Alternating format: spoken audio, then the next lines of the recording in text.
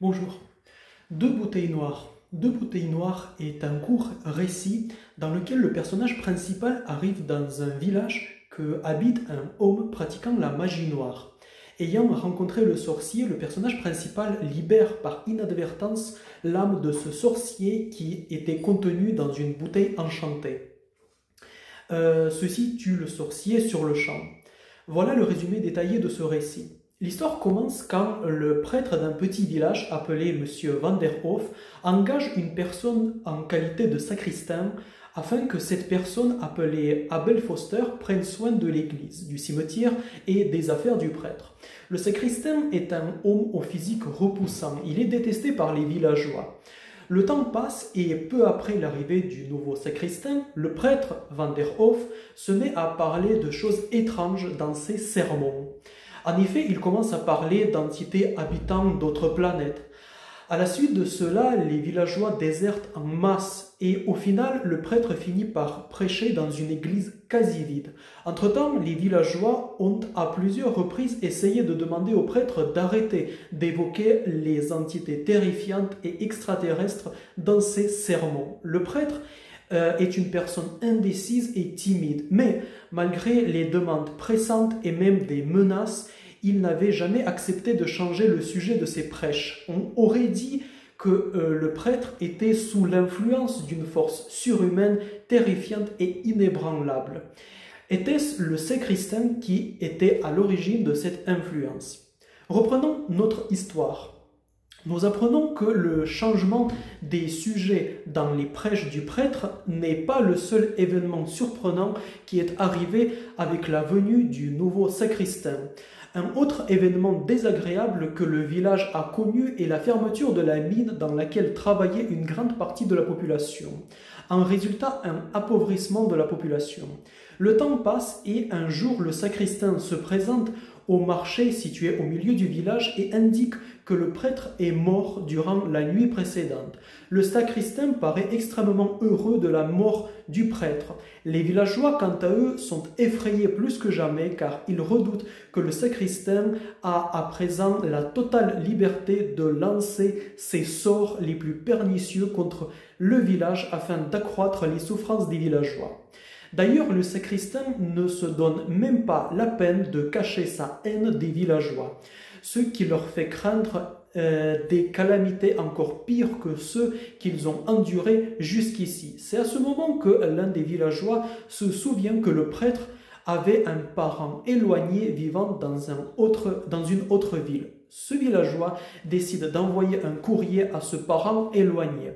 Le parent éloigné en question arrive et apprend toute l'histoire du prêtre, du sacristain et des villageois effrayés qui n'osent même pas demander au sacristain de déménager de l'église où celui-ci habite.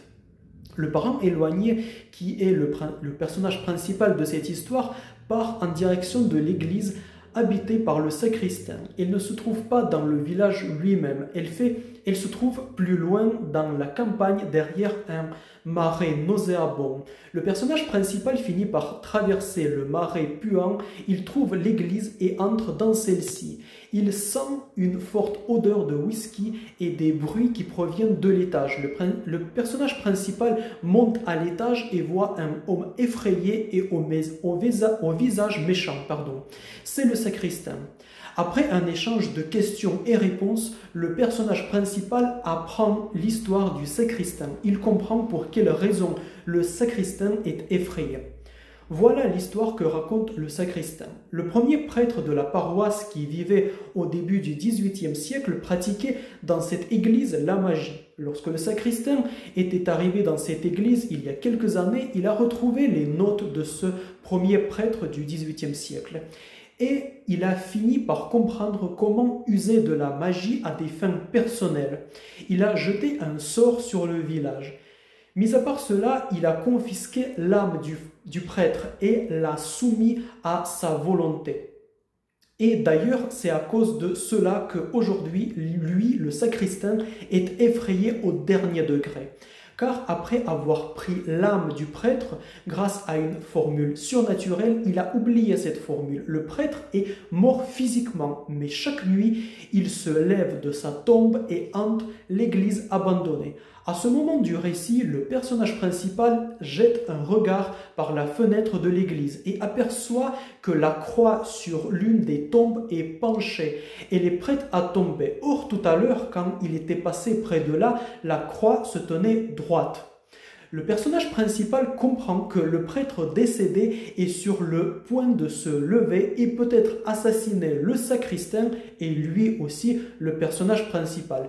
Il exige que le sacristain lui indique où est l'âme du défunt prêtre.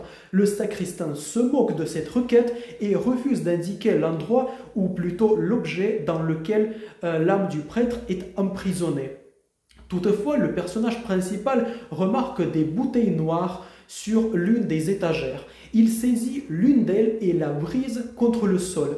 À ce moment, la peau du sacristain change de couleur, le sacristain tombe et au bout de quelques instants se met à ressembler plus à un cadavre qu'à une personne vivante. Le sacristain parvient à prononcer quelques paroles avant sa mort et explique que son âme à lui, au sacristain, a jadis elle aussi été emprisonnée. Sans le savoir, le personnage principal a brisé la bouteille qui contenait l'âme du sacristain. Finalement, le sacristain meurt.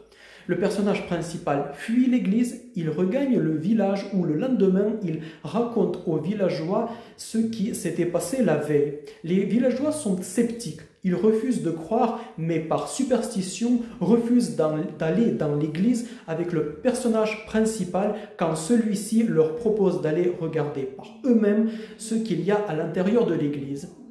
À la fin du récit, nous apprenons que le prêtre du village dont l'âme a été volée par le sacristain erre ainsi jusqu'à aujourd'hui entre l'église, le village et le cimetière près de l'église à présent abandonné. Il est incapable de mourir vraiment. Son âme est enchaînée quelque part entre l'enfer et notre monde.